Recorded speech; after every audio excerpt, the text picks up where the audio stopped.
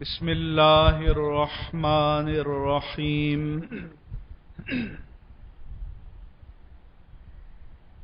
الحمد لله رب العالمين.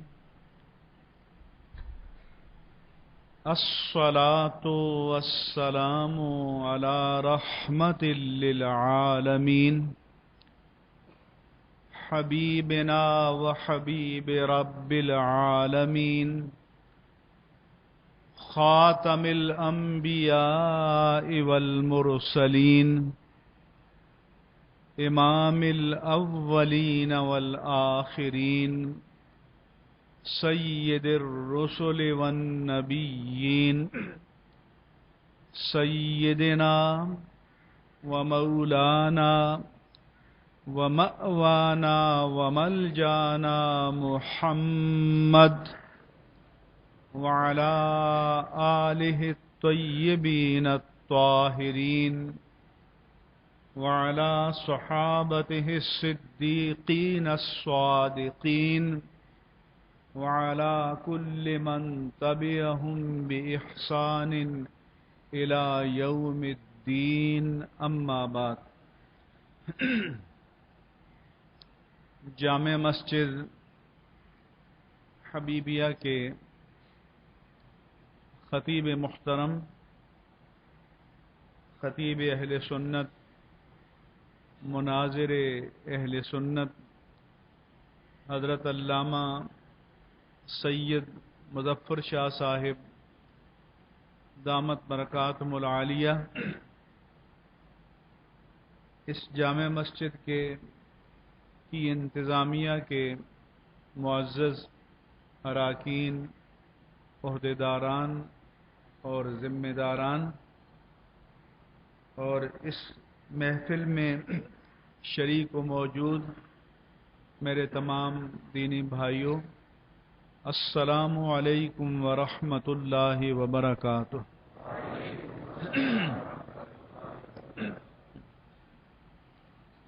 سب سے پہلے میں یہ عرض کر دوں کہ جس طرح کے خطیب ماشاءاللہ آپ کو میسر ہیں، میں اس طرح کا خطیب نہیں ہوں. یہ خود بھی جوان ہیں، ان کا مطالعہ اور علم بھی جوان ہے، عزائم بھی جوان ہیں، اور ہم جیسے لوگوں کی طرح کتابیں سجا کر رکھتے نہیں، مطالعہ بھی کرتے رہتے ہیں.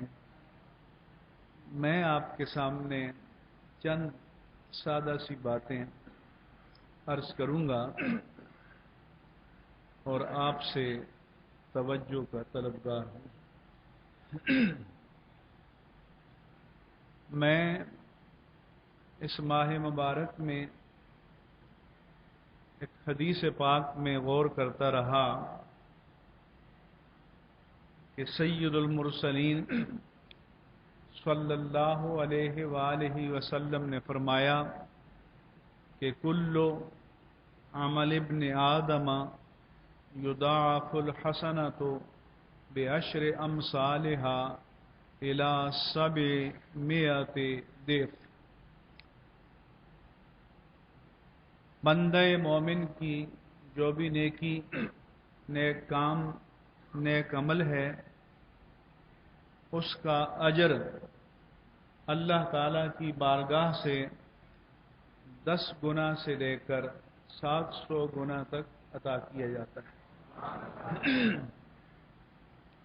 جس درجے کا کسی کا عمل ہے، جس درجے کا کسی کا اخلاص ہے، اس درجے کے مطابق اس کی نیکی کو ملٹی پلائی کیا جاتا ہے. اور آخری لمٹ قرآن میں تو اس سے ڈبل بتائی، لیکن حدیث پاک میں 700 تک بتائی. یہ فارمولہ فرشتوں کو تفویض ہوتا ہے کہ ان کی نیکیاں، ان کا اجر الاٹ کر دو، ان کے کھاتے میں کریڈٹ میں لکھ دو، اور اللہ تعالیٰ کے نظام کے تحت انٹریز اندراج آپ کی کتاب زندگی میں، آپ کی بک آف ڈیڈ میں ہوتی رہتی۔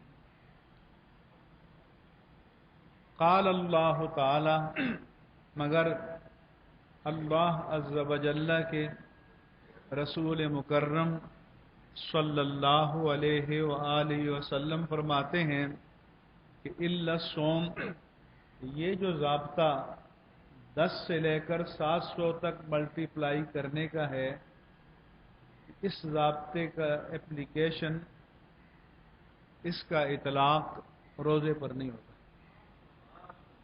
یعنی اور نیکیوں کے لیے اجر کا میزان ہے، اجر کے پیمانے ہیں، اجر کے فارمولے ہیں، لیکن اللہ فرماتا ہے کہ روزے کے لیے کوئی فارمولہ نہیں ہے۔ فَإِنَّهُ لِي، کیونکہ روزہ صرف میرے لیے ہے، وَأَنَا أَجْزِي بِهِ، میں کسی فرشتے سے نہیں کہوں گا، حکم نہیں دوں گا کہ اس کے نامہ اعمال میں یہ لکھ دو، یہ لکھ دو، یہ لکھ دو، میں خود ہی اس کی جزا عطا کروں گا۔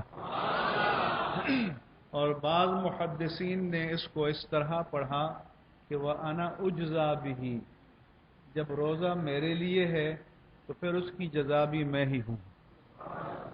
اس کی تشریح محدثین کرام نے یہ فرمائی کہ اللہ تعالی روزے دار کو قیامت کے دن اپنی تجلیات کے خصوصی دیدار سے نوازے گا۔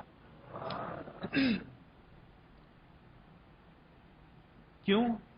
کہ وہ فرماتا ہے کہ یدعو شہوتہ و طعامہ من اجلی، میرا بندہ اپنی جنسی خواہش کو، کھانے اور پینے کی خواہش کو صرف میری خاطر چھوڑتا ہے، اور عبادتوں میں یقیناً مخلصین کا اخلاص ہوتا ہے، لیکن کوئی ریا کا امکان بھی ہو سکتا ہے، روزے میں ریا کا، دکھاوے کا کوئی امکان نہیں ہے۔ آپ ایک بند کمرے میں ہوں، وہ کمرہ اندر سے بند ہو، آپ کے پسندیدہ ہر غذا موجود ہو، پسندیدہ ہر مشروب موجود ہو، خواہش نفس کا سارا سامان موجود ہو، لیکن آپ کے ہاتھ آگے نہیں بڑھتے۔ کیوں؟ کہ آپ کا ایمان ہے کہ بجا کہ کوئی فرد بشر نہیں دیکھ رہا، یہ چشم فلک بھی نہیں دیکھ رہی، یہ شمس و قمر اور کواکب و نجوم بھی نہیں دیکھ رہے، لیکن میرا رب مجھے دیکھ رہا ہے۔ اس لیے رک جاتا ہے ہاتھ چاہت کے باوجود بڑھتا نہیں ہے۔ تو جب اتنے کمال کی عبادت ہے تو پھر فرمایا کہ فَإِذَا كَانَ يَوْمُ صَوْمِ أَحَدِكُمْ فَلَا يَرْفَثْ وَلَا يَصْخَبْ، سو اے مومن، تم میں سے جب کوئی روزے سے ہو، کوئی بےہودہ بات نہ کرے، چیخے اور چلائے نہیں، فَإِنْ صَابَّهُ أَحَدٌ او قَاتَلَهُ، اگر زبردستی کوئی گالی گلوچ پہ آ جائے، لڑائی مار کٹائی پہ آ جائے، بدتمیزی پہ آ جائے، تو چاہے آپ بہت وقت کے پہلوان ہی کیوں نہ ہوں، مگر تم نے ریئیکٹ نہیں کرنا، تم نے جواب نہیں دینا، فَلْيَقُلْ إِنِّي امْرُؤٌ صَائِمٌ، تم بس اتنا کہہ دو کہ میرے بھائی جو مرضی کرو، میں روزے سے ہوں، میرا روزہ مجھے کسی رد عمل کی اجازت نہیں دیتا۔ تو رک جاؤ گے۔ پھر میں نے حدیث پڑھی کہ رب صائم لیس لہم من صیامہم इल्ला अल-जूह, बहुत से रोज़े दार हैं, बड़ी पाबंदी करते हैं, लेकिन उनको उनके रोज़े से भूख के सिवा कुछ भी नहीं मिलता। वरुब्ब क़ाइमिन लैस लहुम मिन क़ियामिहिम इल्ला सहर, बहुत से रातों को क़याम करने वाले, तरावी और नवाफिल पढ़ने वाले ऐसे हैं कि जिनको उस क़याम से बेदारी के सिवा, जगरते के सिवा कुछ भी नहीं मिलता। तो क्यों नहीं मिलता?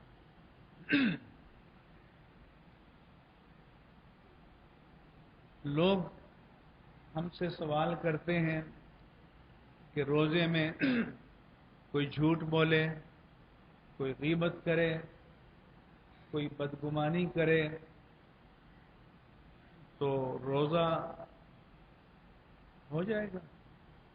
तो हम टेक्निकल जवाब देते हैं, हम फिक़ही जवाब देते हैं कि फिक़ही एतबार से रोज़ा हो जाएगा कि तुमने फिक़ही कानून की, ज़ाब्ते की पाबंदी कर दी, लेकिन रोज़े से कुछ पा भी लोगे या नहीं, इसका जवाब हमारे पास नहीं होता।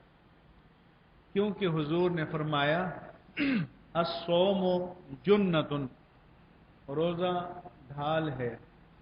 जैसे पुराने ज़मानों में जिहाद में ज़िरा होती थी, ऊपर खौद होता था जिसको आप हेलमेट कहते हैं। आज भी रेंजर्स पुलिस जब आपसे टकराव के लिए निकलते हैं तो उनका हेलमेट लोहे का, उनकी लाइफ सेविंग जैकेट लोहे की और उनकी शील्ड लोहे की। तो वो शील्ड तो होती है, आप पत्थर मारें तो बचा दे, आप गोली मारें तो प्रोटेक्ट कर दे। तो अल्लाह के रसूल ने फरमाया कि रोज़ा भी शील्ड है, लेकिन ये तीर और तरकश से बचने के लिए नहीं, पत्थर और गोली से बचने के लिए नहीं, ये शैतान के तीरों से बचने के लिए है। लेकिन ढाल कब प्रोटेक्ट करती है, ढाल कब बचाती है? जब ढाल में शिगाफ न पड़ जाए, जब ढाल में सुराख न हो जाए, जब ढाल फट न जाए। तो जब ढाल सालिम है तो तुम्हें बचाएगी, फट जाएगी तो तुम्हें नहीं बचाएगी, बच नहीं पाओगे। अब ये ढाल, इसमें शिगाफ किससे पड़ता है? ये ढाल नाकारा कैसे हो जाती है? तो हम बहुत से काम रोज़ा रखकर, खाने की पाबंदी को कबूल करके, पीने की पाबंदी को कबूल करके, हलाल बीवियों के साथ ताल्लुक़ की पाबंदी को कबूल करके रोज़ा तो रखते हैं, लेकिन साथ कुछ और काम भी करते रहते हैं और सुबह से शाम तक करते रहते हैं। गुनाह दो तरह के होते हैं। एक वो गुनाह जिसमें कोई लज्जत है, कोई शराब पीता है तो शराब में उसको टेस्ट मिलता है, शराब में उसको तबीयत नहीं मिलती है, शराब में उसको जोश मिलता है। कोई हराम तरीके से जिनसी ख्वाहिश पूरा करता है, उसको लज्जत मिलती है। कोई और हराम कारियां करता है तो कोई लज्जत पाता है। लेकिन हम वो बदनसीब हैं कि हम वो काम करते हैं जिनमें ऐसी कोई लज्जत भी नहीं है। अब आप मुझे बताओ कि गीबत में क्या लज्जत है,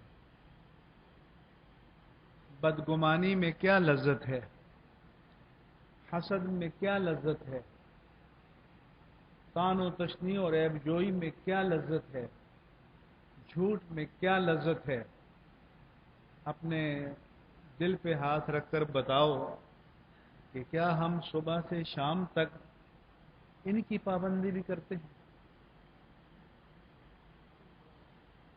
हालांकि खाना और पीना सिर्फ रोजे में मना है, आम हालात में मना नहीं है, लेकिन ये सारी बातें तो हमेशा मना है। सारा साल हराम है, जिंदगी के हर हर सांस में हराम है, लेकिन ये काम हम कर रहे होते हैं। तो जब रोज़ा भी रखेंगे और ये काम भी करेंगे तो फिर मेरे आका ने फरमाया कि बहुत से रोज़ेदार हैं जिनको रोज़े से कुछ हासिल नहीं होता सिवाय भूख। अब आइए बदगुमानी की तरफ। अल्लाह फरमाता है कि या अय्युहल्लज़ीना आमनू इज्तनिबू कसीरम मिनज़्ज़न्न इन्न बादज़्ज़न्नि इस्म। ए मोमिनो, बहुत से गुमानों से बचा करो, अवॉइड करो, बाज गुमान गुनाह होते हैं।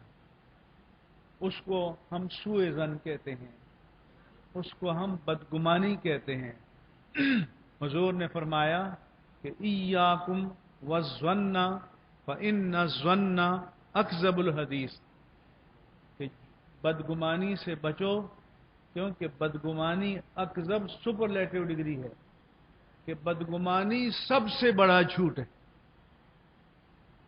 बदगुमानी सबसे बड़ा झूठ है। क्या हम सुबह से शाम तक बदगुमानियों से बचते हैं? क्या हम इज्तिनाब करते हैं? और हुजूर ने फरमाया कि ज़ुन्नुल मुअमिनीना खैरा, कि मोमिनों के बारे में अच्छा गुमान करो ता वक्त कि तुम्हारे पास कोई कराइन, शवाहिद, एविडेंस, प्रूफ उसकी किसी बात का ना आ जाए। बल्कि ये फरमाया अल्लाह ताला ने कि अना इंद ज़न्न अब्दी भी, कि मैं अपने बंदे के गुमान के मुताबिक होता हूं। अगर कोई मेरा बंदा मुझे गफूर रहीम समझेगा तो उसको बख्शिशें मिलेंगी। और बहुत से लोग कहते हैं जी हम तो बड़े बुरे हैं, न जाने हमारे साथ क्या होने वाला है। तो जो ऐसा कहते हैं उनके साथ वैसे ही हो जाएगा, क्योंकि जिनका गुमान अपने खालिक के साथ अच्छा ना हो तो उनका अंजाम अच्छा नहीं हो सकता। तो सबसे पहले अपने खालिक के साथ तुम्हारा गुमान अच्छा होना चाहिए। इसलिए फरमाता है कि मैं खालिक, तुम मखलूक, मैं माबूद, तुम अब्द, मैं देने वाला, तुम लेने वाले, मेरे सारे हुकूक, तुम्हारा कोई भी हक नहीं। रब पर किसी का कोई भी हक नहीं है। लेकिन फिर फरमाता है कि ए मेरे बंदे, आओ मुझसे बराबर का ट्रीटमेंट तो कर दो, कि फज़कुरूनी अज़कुरकुम, तुम मेरा जिक्र करो, मैं इन रिटर्न तुम्हारा जिक्र करूंगा।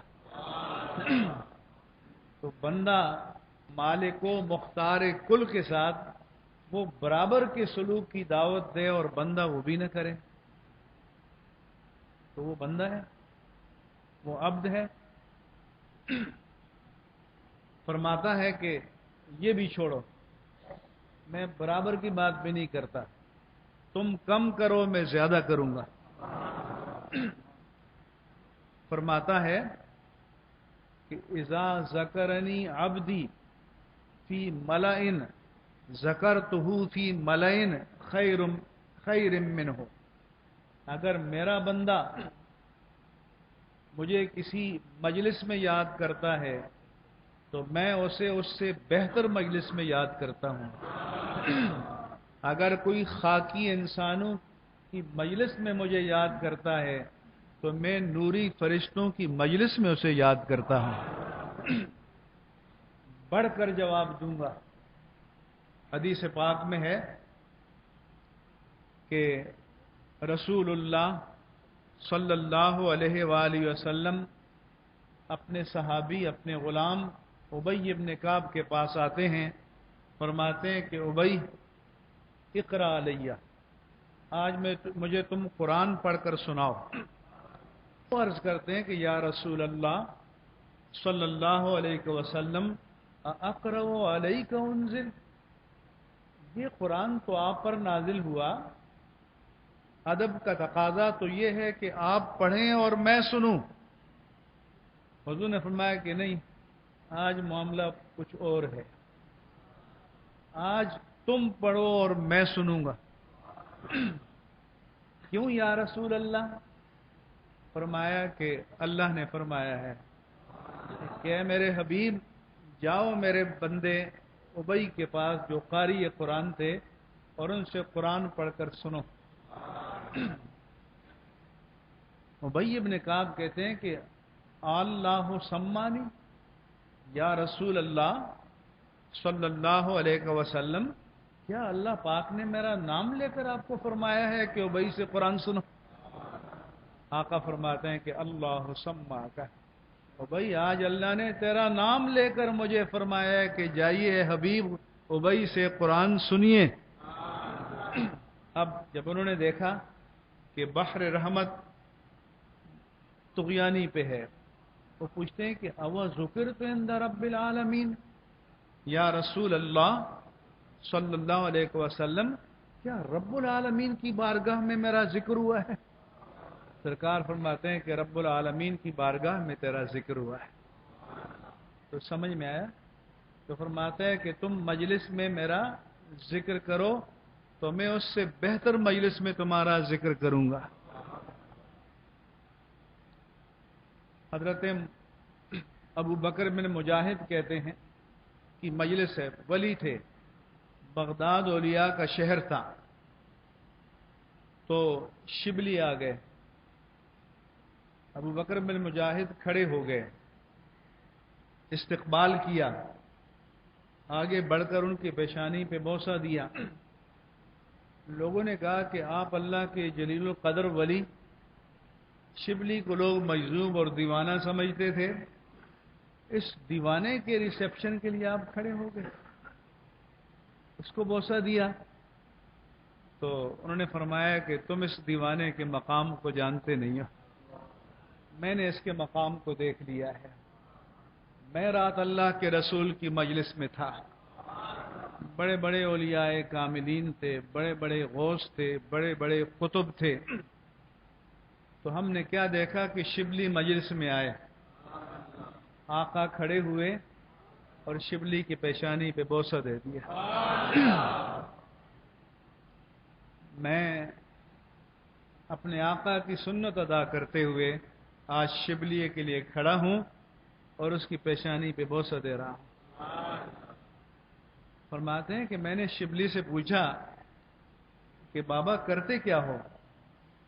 آخر کون سی کوالٹی ہے، کون سی خوبی تم میں ہے کہ اولیاء کے دربار میں، مجلس میں اللہ کے رسول نے تمہیں یہ ریسپیکٹ دی، آنر دیا؟ میں نے کہا نارمل آدمی ہوں، عام مسلمانوں جیسا ہوں، لیکن ایک کام کرتا ہوں کہ ہر نماز کے بعد سورہ توبہ کی آخری دو آیتیں، لقد جاءکم رسول من انفسکم عزیز علیہ ما عنتم حریص علیکم بالمؤمنین رؤوف الرحیم فإن تولوا فقل حسبی اللہ لا الہ الا هو علیہ توکلت وہو رب العرش العظیم، یہ پڑھتا ہوں اور پھر درود پڑھتا ہوں۔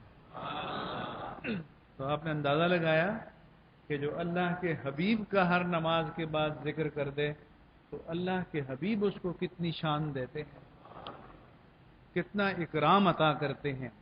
تو اللہ کا یہ وعدہ بندے کے ساتھ، وہ فرماتا ہے کہ اگر میرا بندہ ایک بالش میری طرف آگے بڑھتا ہے تو میں ایک ہاتھ اس کی طرف آگے بڑھتا ہوں، اور اگر وہ ان اتیتنی ذراعن اتیتہ بان، اگر ایک ہاتھ میری طرف آگے بڑھتا ہے تو میں دونوں ہاتھوں کی فاصلے کے برابر اس کی طرف آگے بڑھ جاتا ہوں۔ وَإِنْ أَتَانِي يَمْشِي، اگر میرا بندہ آہستہ آہستہ، ٹہلتے ٹہلتے، سوچتے سوچتے میری طرف آتا ہے تو اتیتہ ہرولۃ، میری رحمت دوڑ کر اس کو اپنی آغوش میں لے لیتی ہے۔ لیکن کیا ہم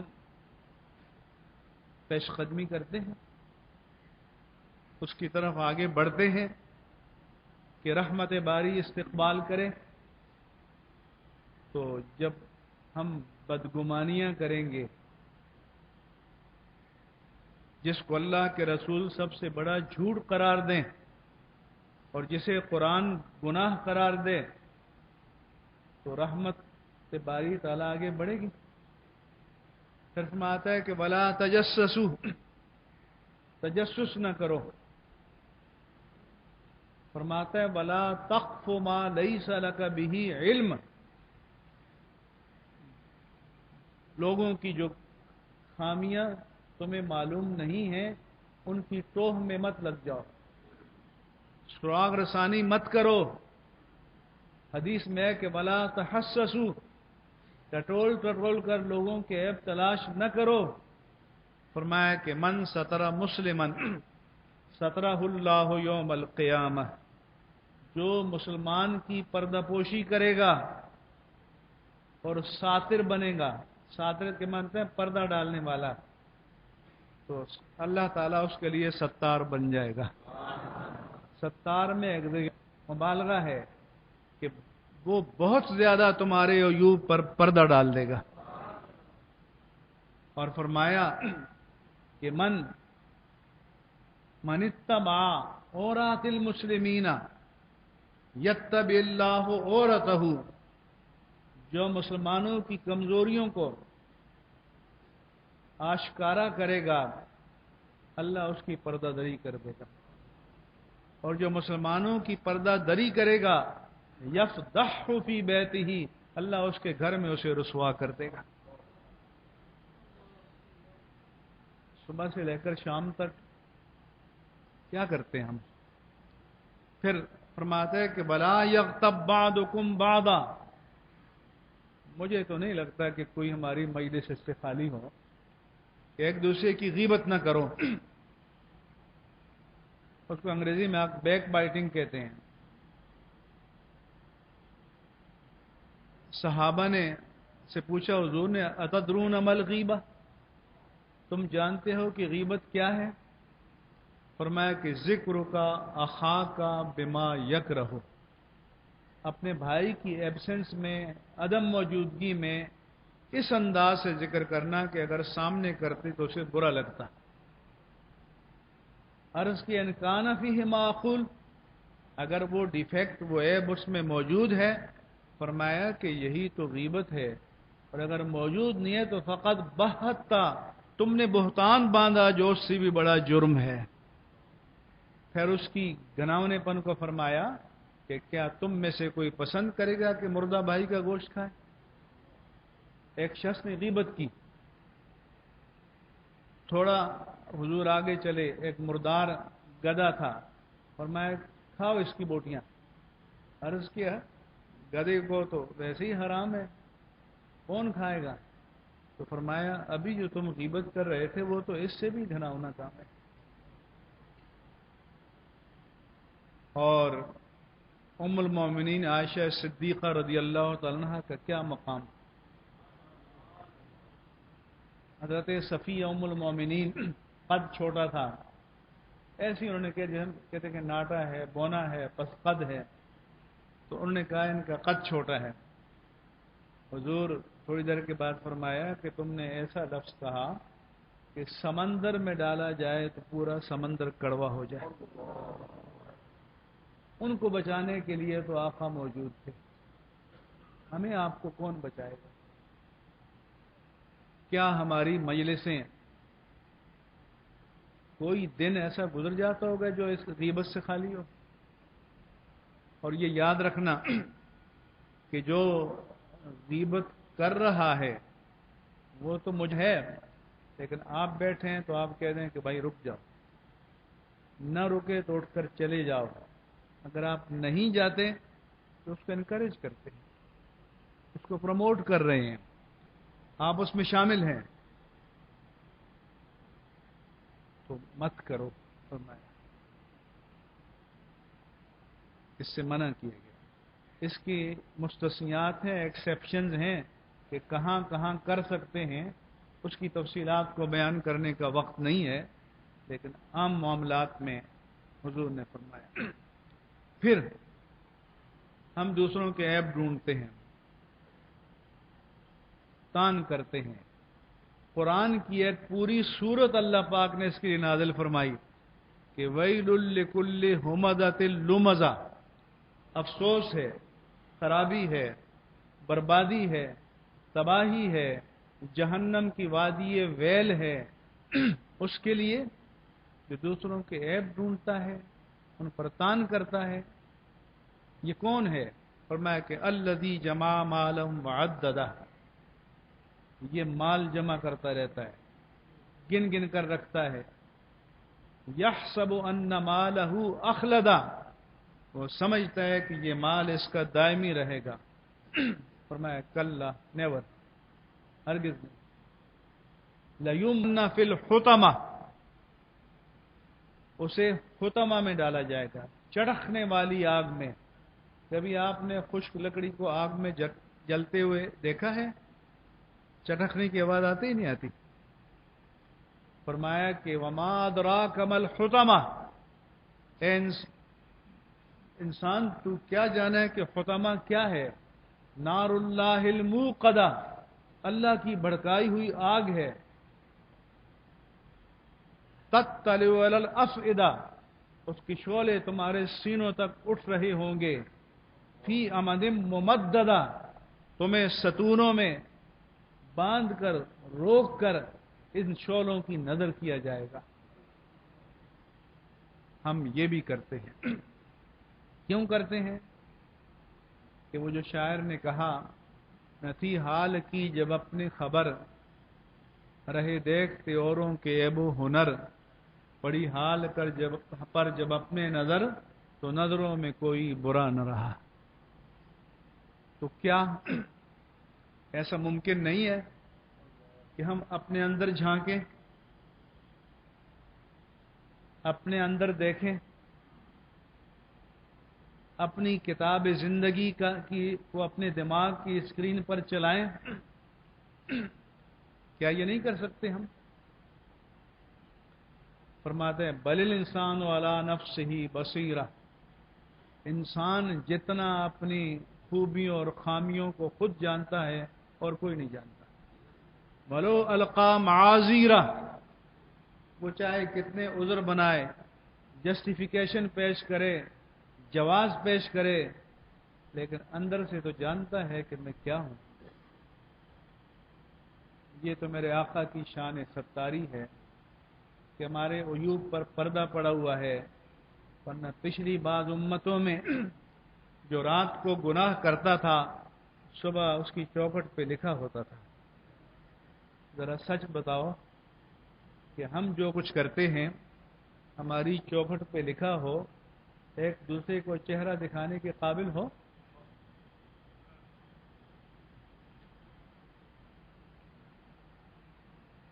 تو پھر فرمایا کہ ایسا کیوں کرتے ہیں؟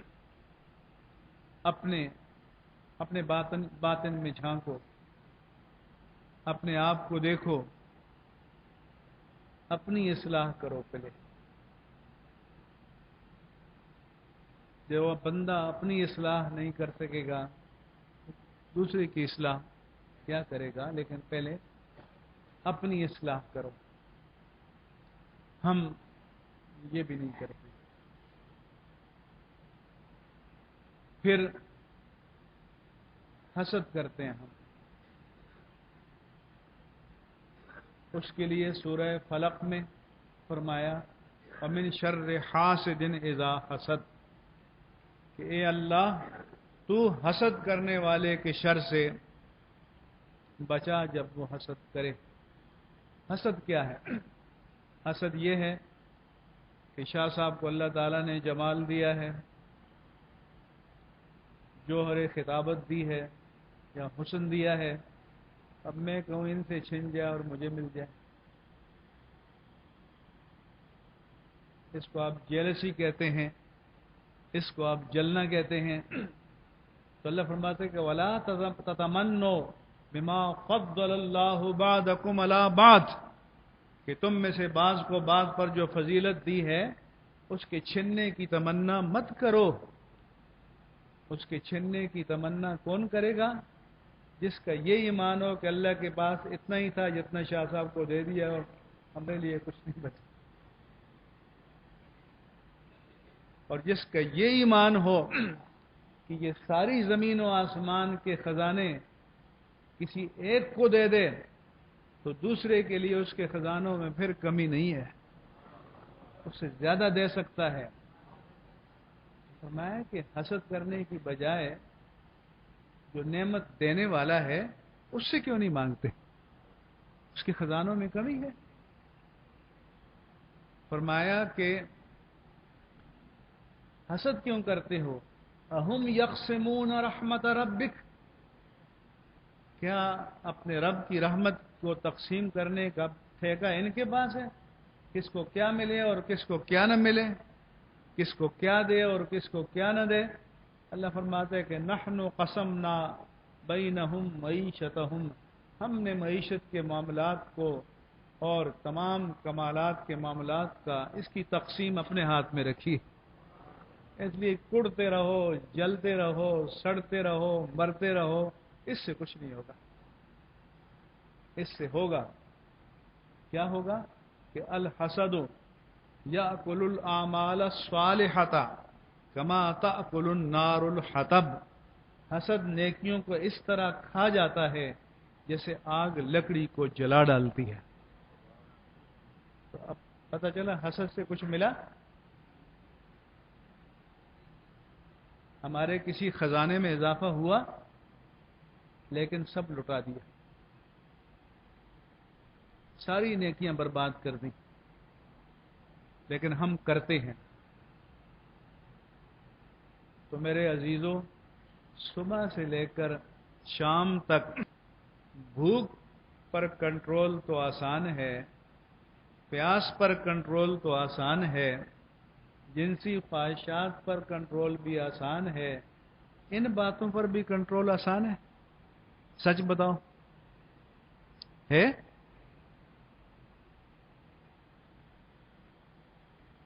یہ مشکل ہے. تو یہ ہم نہ کریں اور بڑے اجر کی تمنا اپنے دلوں میں بسائے بیٹھے رہیں. کیسے ہوگا جب اس کا ہم اہتمام بھی نہ کریں، جب اس کی تیاری بھی ہم نہ کریں؟ جب ہم بیان کرتے ہیں کہ ابھی شاہ صاحب بیان کریں گے کہ لیلۃ القدر خیر من الف شہر، کہ شب قدر 1000 مہینوں سے بہتر ہے، یہ رات 30,000 راتوں سے بہتر ہے، یہ رات 83 سال اور 4 مہینوں کی مسلسل عبادت سے بہتر ہے. تو لوگ سمجھتے ہیں کہ یہ تو اسٹاک ہو گیا، بہت ذرا نیکیوں کا انبار لگ گیا ہے. تو صبح سے شام تک جو نیکیوں کو ماچس لگاتے رہتے ہیں اس کو پتہ ہے؟ جو نیکیوں کو ہم برباد کرتے رہتے ہیں اس کا ہمیں اندازہ ہے؟ اس لیے حضور نے فرمایا صحابہ سے، اتدرون ما المفلس، تم جانتے ہو کہ سب سے بڑا مفلس کون ہے؟ صحابہ نے عرض کیا یا رسول اللہ، من لا درہم لہ ولا متاع، جس کے پاس روپیہ پیسہ نہ ہو، بنگلے، جائیداد، مکان، ساز و سامان نہ ہو. آقا نے فرمایا کہ نہیں، بڑا مفلس وہ ہے کہ یاتی یوم القیامہ، قیامت کے دن اللہ کی عدالت میں آئے گا، قد قذف ھذا، کسی پر جھوٹی تہمت لگائی ہوگی، سفک دم ھذا، کسی کا ناحق خون بہایا ہوگا، وشتم ھذا، کسی کو ناحق گالی دی ہوگی، وَأَكَلَ مَالَ ھذا، کسی کا ظلمن مال کھایا ہوگا. تو اب وہ سارے بیٹھے ہوں گے اپنے ڈیمانڈ لے کر. اب اس کے نامہ اعمال میں جو نیکیاں ہیں یہ ان جرائم کے بدلے میں ان کو ٹرانسفر ہوتی جائیں گی، اور جب ٹرانسفر کرنے کے لیے کوئی نیکی نہیں رہے گی تو ان کے گناہ تمہیں ٹرانسفر ہوں گے. یہ سب سے بڑا مفلس ہے. پھر دل پر ہاتھ رکھ کر سوچو کہ ہم اسی طرف جا رہے ہیں یا نہیں جا رہے ہیں؟ ہم اس آخرت کے افلاس کا اہتمام کر رہے ہیں یا آخرت کے غنا کا اہتمام کر رہے ہیں؟ ہم کر رہے ہیں. ہماری ترجیحات بھی اپنی ہیں، دین کی ترجیحات نہیں ہیں. میں جب بیان کرتا ہوں تو کچھ لوگ کہتے ہیں یہ نعت خوانی کا مخالف ہے. جو نعت خوانی کا مخالف ہے وہ تو ایمان سے محروم ہو جائے گا.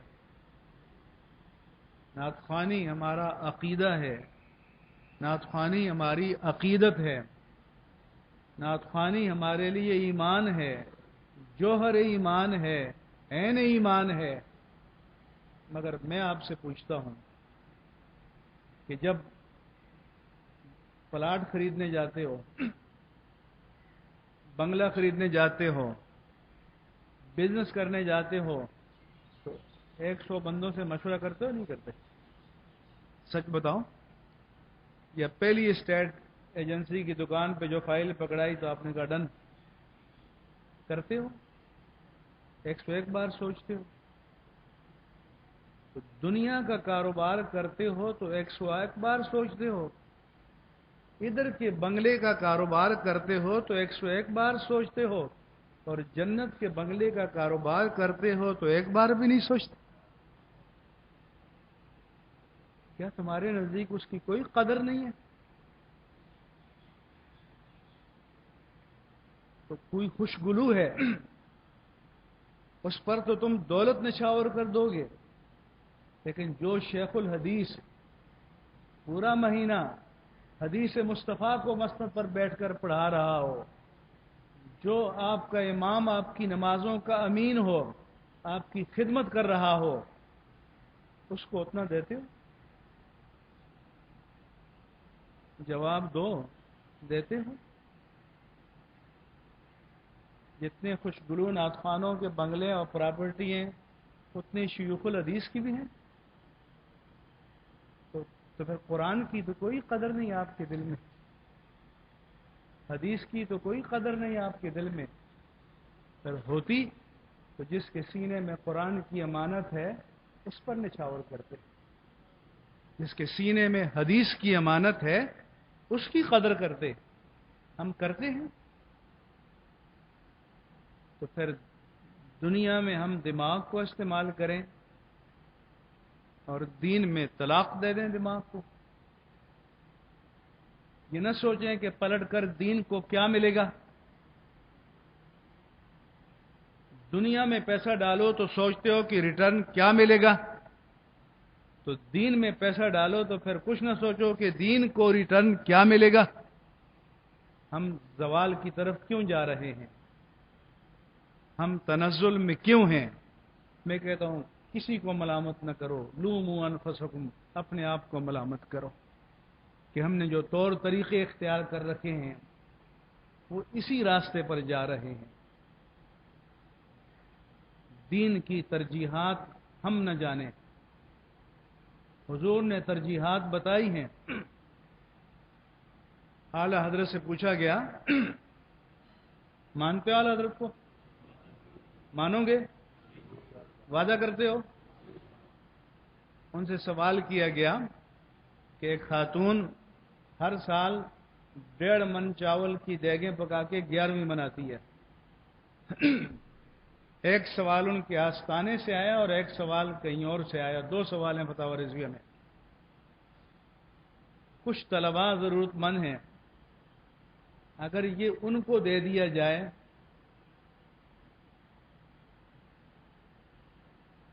تو گنجائش ہے، جائز ہوگا. اعلیٰ فرماتے ہیں تم یہ پوچھتے ہو کہ جائز ہوگا کہ نہیں جائز ہوگا؟ یہ سوچو کہ یہ سب سے افضل ہے. فرمایا کہ وہی پیسہ، وہی دیگیں جو خرچ کرتے ہو وہ ایصال ثواب غوث العظم کو کرو اور جا کر وہاں خرچ کرو جہاں اللہ کے دین کا کام ہو رہا ہے. جہاں غوث العظم کے مشن کا کام ہو رہا ہے. ہم نے تو مشن بھی صرف ختم قادریہ کو سمجھ لیا ہے.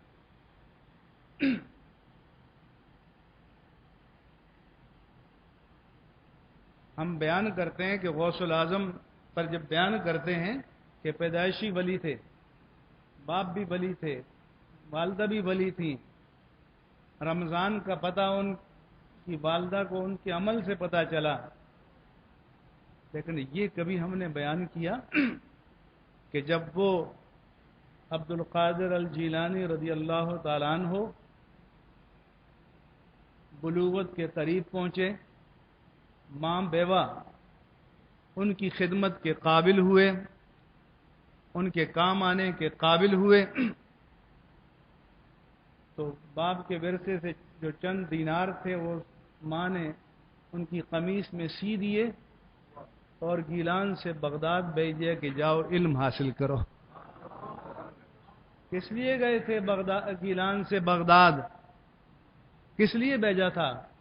علم کے لیے. تو غوثیت کا سفر علم سے شروع ہوتا ہے. ہم صرف کرامتوں پر نعرے لگاتے ہیں، اور اس وقت ماں نے جدا کیا کہ جب جنگلوں میں، بیابانوں میں، صحراؤں میں پیدل خچروں پر سفر ہوتے تھے، کوئی گارنٹی نہیں تھی کہ پلٹ کے آئے گا یا نہیں آئے گا، لیکن دین کا علم حاصل کرنے کے لیے. کیا ہمارے ہاں اس کی ترجیح ہے؟ عالم دین کی ترجیح ہے؟ طالب دین کی ترجیح ہے؟ تو پھر ہم نے دین کو سمجھا، ہم نے دین کی روح کو پایا، تو پھر سوچو. اعلیٰ فرماتے ہیں کہ یہ دیگیں ادھر کنورٹ کر دو. اگر آپ کو اپنے باپ اور ثواب پہنچانے کے لیے مرنا ضروری نہیں ہے، زندوں کو بھی ثواب پہنچا سکتے ہو. باپ کا بھلا کرنا چاہتے ہو، ماں کا بھلا کرنا چاہتے ہو، دادا دادی کا کرنا چاہتے ہو، میاں بیوی ایک دوسرے کا کرنا چاہتے ہیں، اپنا کرنا چاہتے ہو، تو حضور نے فرمایا کہ صدقہ جاریہ میں انویسٹ کرو. جیسے آپ کاروبار میں انویسٹ کرتے ہیں کہ بڑھتا رہے. یہ بریانی تو 24 گھنٹے بعد سیوری لائن میں جائے گی. فرمایا کہ صدقہ جاریہ میں انویسٹ کرو. آج اس مسجد میں جنہوں نے انویسٹ کیا ہے، تو آج تک اور آج سے قیامت تک جب تک یہ مسجد آباد ہے ان کے لیے صدقہ جاریہ رہے گی. کیا آپ ایسا نہیں کر سکتے؟ اپنے لیے، اپنے ماں باپ کے ایصال ثواب کے لیے جاؤ کہ ایک عالم کا خرچ میرے ذمے ہے، ایک حافظ و قاری کا خرچ میرے ذمے ہے. 10 کا لے سکتے ہو تو 10 کا ذمہ، 20 کا لے سکتے ہو تو 20 کا ذمہ، لیکن اسے فقیر بنا کر نہیں، غنی بنا کر، اکرام کر کے. کیونکہ اللہ نے فرمایا کہ تؤخذ من اغنیائہم وترد الی فقرائہم، کہ مالداروں سے لیا جائے، فقراء کو لوٹایا جائے. یہ نہیں کہا کہ فقراء کو دیا جائے، فقراء کو بولو، فقراء کو لوٹائی کیا کی جاتی ہے؟ جو کسی کا حق ہوتا ہے. احسان کر کے مت دو، ان کا حق سمجھ کر ان کو دو. اور اگر کوئی صحیح حقدار مل گیا ہے تو اللہ کا شکر ادا کرو کہ تمہارا پیسہ ٹھکانے لگ گیا، ورنہ اس میدان میں بھی لٹ رہا ہے. اس لیے تو جعلی پیر، فراڈی پیر، عامل اس قوم کو تباہ کر دیا. اور اب یہ چینل آ گئے ہیں تو ہر جگہ کوئی نجومی بیٹھا ہے، کوئی خوابوں کی تعبیریں سنانے والا بیٹھا ہے، کوئی آپ کے ساری مشکلات کو حل کرنے والا. ان کا چہرہ بھی نہیں دیکھتے، ان کا کردار بھی نہیں دیکھتے. ایک صاحب نے مجھے بتایا کہ میں ڈرمٹالوجسٹ کے پاس بیٹھا تھا. اس نے کہا کہ ایک خاتون آئی تو جلدی بیماری تھی، انہوں نے کہا، کسی نے کہا کہ ملتانی مٹی مل دو ٹھیک ہو جائے گا۔ اس نے کہا میں نے 18 سال MBBS کیا، 10 سال پھر اسپیشلائزیشن کیا اس جلد کی بیماری کو سمجھنے کے لیے، اور اگلے نے 1 منٹ میں کہہ دیا ملتانی مٹی مل دو۔ اس نے کہا یہی وجہ ہے کہ مسجدوں میں جاؤ تو فجر کی نماز میں 50 نہیں ملیں گے، 100 نہیں ملیں گے، اور عامل کی دکان ابھی نہیں کھلے گی تو 200 لائن میں بیٹھے ہوں گے۔ رب سے ہم نے رشتہ توڑ دیا، رب سے رجوع کرنا چھوڑ دیا۔ تو اصل رجوع تو معبود سے کرنا چاہیے، اصل رجوع تو پیارے مصطفیٰ سے کرنا چاہیے اور رب مصطفیٰ سے کرنا چاہیے۔ لیکن ہم کن معاملات میں پڑ گئے؟ تو اگر روزے کو بچانا ہے اور اگر بھوک پر اور بیداری پر اکتفا نہیں کرنا اور حدیث کے مطابق حشر میں اللہ کی تجلیات کا دیدار کرنا ہے تو اتنی ریسٹرکشنز آپ کو اپنے اوپر لاگو کرنی پڑیں گی، تب روزہ بچے گا، ورنہ روزہ نہیں بچے گا۔ ہم اعتکاف بھی کرتے ہیں، لوگ پوچھتے ہیں جی موبائل استعمال کر سکتے ہیں؟ میں کہتا ہوں کہ کر سکتے ہیں، نہیں کر سکتے چھوڑو۔ آپ جو اعتکاف پر بیٹھے ہیں تو اللہ سے یہ وعدہ کر کے بیٹھے ہیں کہ ان 10 دنوں کے لیے میں مخلوق سے رشتہ توڑ رہا ہوں، تجھ سے رشتہ جوڑ رہا ہوں۔ اس کا نام اعتکاف ہے۔ اب اس میں بھی آپ کو رب کے ساتھ خلوت میں چین نہ آئے اور موبائل چاہیے۔ جب تک موبائل نہیں تھے ہم زندہ تھے یا نہیں تھے، یا مر جاتے تھے؟ لیکن اب اعتکاف میں بھی یہ رونقیں چاہیے۔ اس لیے جب چاند کا اعلان ہوتا ہے اور رشتہ دار آ کر ہار پہناتے ہیں اور سیدھا نائی کی دکان پہ نوجوان ہمارے، عشاء کی نماز بھی پھر کم یاد رہتی ہے۔ تو انقلاب آیا اعتکاف سے، تبدیلی آئی اعتکاف سے، اور لنگر پہ لنگر چل رہے ہیں۔ معتکف میں اپنے مسجد میں کہتا ہوں آپ تو بڑے لوگ ہیں، آپ کی شان میں ہم کوئی گستاخی کر سکتے ہیں، لیکن اپنے نمازیوں سے کہتا ہوں، میں ماؤں سے پوچھتا ہوں کہ ان کو پہلوان بنانے کے لیے مسجد میں بھیج رہے ہو کہ پہلے افطاری آئے گی، عشاء کے بعد کھانا آئے گا، 1 گھنٹے کے بعد تھرماس آئے گا، 2 گھنٹے کے بعد پھر دوسرا تھرماس آئے گا، پھر سحری آئے گی، تو پھر فجر کے بعد جو سوئیں گے تو آپ گھر سے مسجد میں آ رہے ہوں گے، معتکف وضو کرنے جا رہا ہوگا۔ اس کام کے لیے اعتکاف ہے۔ تو پہلوان بنانا ہے، شیطان سے لڑنے کے لیے بنانا ہے، تو شیطان سے لڑنے کے لیے کچھ پیٹ کو خالی رکھنا ہوگا۔ ہم ایسا کرتے ہیں؟ اسی لوگ پوچھتے ہیں کہ دعائیں کیوں قبول نہیں ہوتی، اثر کیوں مرتب نہیں ہوتا؟ اس کا جواب اپنے دل سے پوچھو۔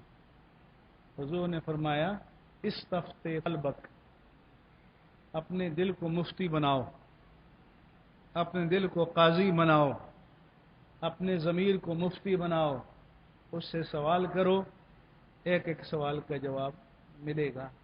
وَإِنْ أَفْتَاكَ النَّاسُ أَوْ أَفْتَوْكَ، لوگ جو مرضی فتوے دیتے پھریں، اگر ضمیر مر نہیں گیا، ضمیر زندہ ہے تو ٹھیک ٹھیک جواب آئے گا۔ یہاں تو لوگ ایسے حسد کے مارے ہیں کہ جس شخص نے اس پورے خطے میں حدیث کی سب سے بڑی خدمت کی ہے، روئے زمین پر کہیں آپ چلے جائیں، کہتے ہیں اس کو محدث اعظم نہ کہو تو حضرت آپ کو کہیں۔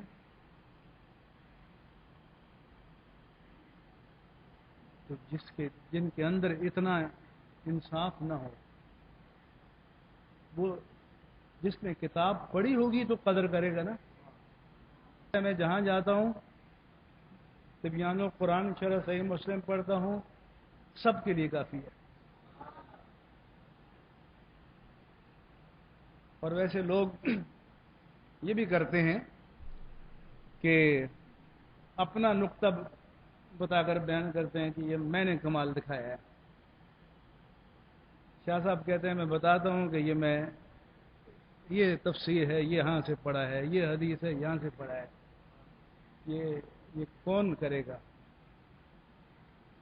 جس کا سینہ بڑا ہوگا، جس کا علم بڑا ہوگا، جس کو پتا ہوگا کہ یہ بتانے سے میرے علم میں کمی واقع نہیں ہوگی، میری قدر میں کمی واقع نہیں ہوگی. کیونکہ بڑا انسان وہ ہے جو محسن کے احسان کو مانے، جو منعم کے انعام کو مانے. تو جو فرمایا کہ من لم یشکر الناس لم یشکر اللہ، جو بندوں کا شکر گزار نہیں وہ رب کا شکر گزار نہیں ہو سکتا. اللہ کے سب سے بڑا وارث جس کے پاس سب سے زیادہ علم نبوت ہے. اس لیے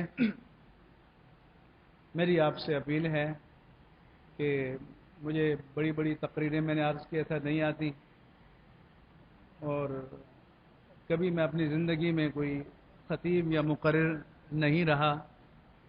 میں عاجزانہ انداز میں یہ دین کی باتیں کرتا ہوں. کاش کہ آپ کے دل میں اتر جائے، کاش کہ ایک آدمی کی بھی اصلاح ہو جائے. ہم غیبتیں چھوڑ دیں، بدگمانیاں چھوڑ دیں، طعن و تشنیع چھوڑ دیں، حسد چھوڑ دیں، کینہ چھوڑ دیں، بغض چھوڑ دیں تو سینہ نور ہو جائے گا. اس لیے رمضان میں قدریں بھر جاتی ہیں، پھر خالی کیوں ہو جاتی ہیں؟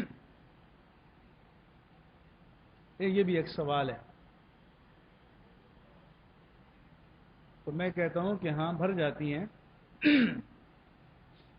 کہ حضور نے فرمایا کہ شیطانوں کو جکڑ دیا جاتا ہے، جنات کو جکڑ دیا جاتا ہے، سرکش شیطانوں کو جکڑ دیا جاتا ہے.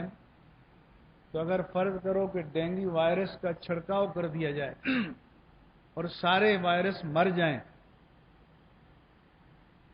تو اٹیک ہوگا، لیکن جس کے اندر وائرس داخل ہو چکا ہے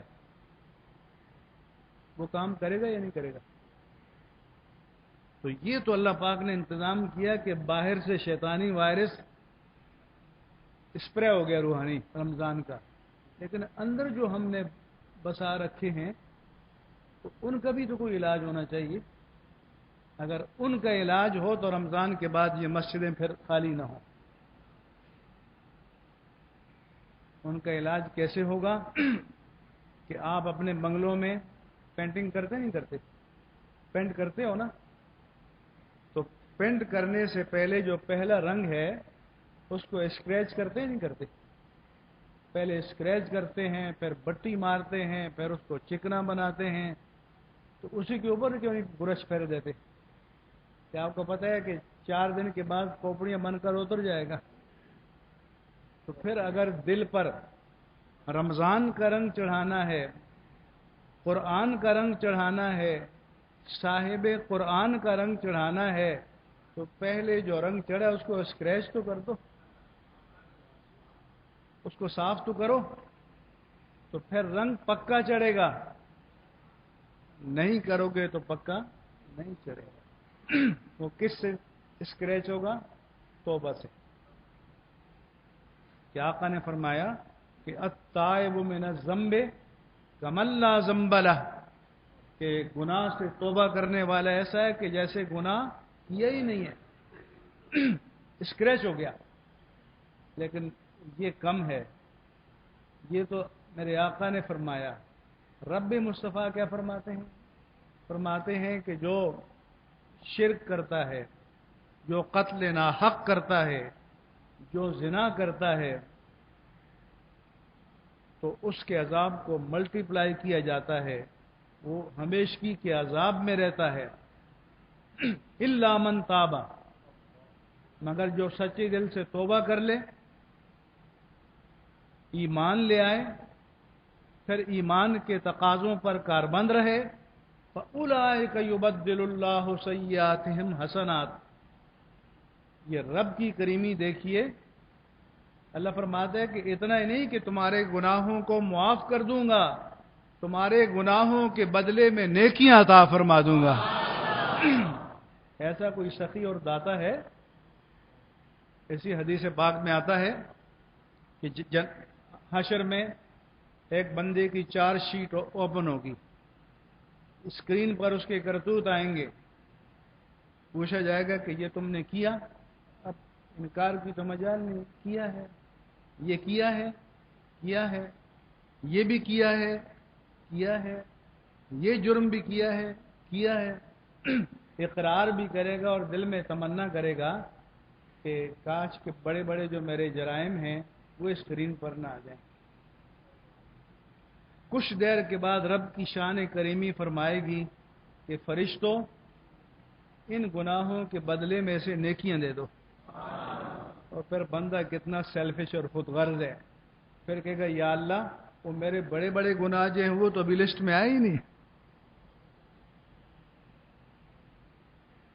تو یہ رب کا وعدہ ہے، لیکن اپنے دلوں کو اسکریچ کرو، پاک کرو، داغ دھبے دور کرو، تاکہ رمضان کا نور جذب ہو سکے، قرآن کا نور جذب ہو سکے، صاحب قرآن کا نور جذب ہو سکے، شب قدر کی برکات جذب ہو سکیں، اور ایسا پکا رنگ چڑھے کہ عید کے چاند پر وہ اتر نہ جائے۔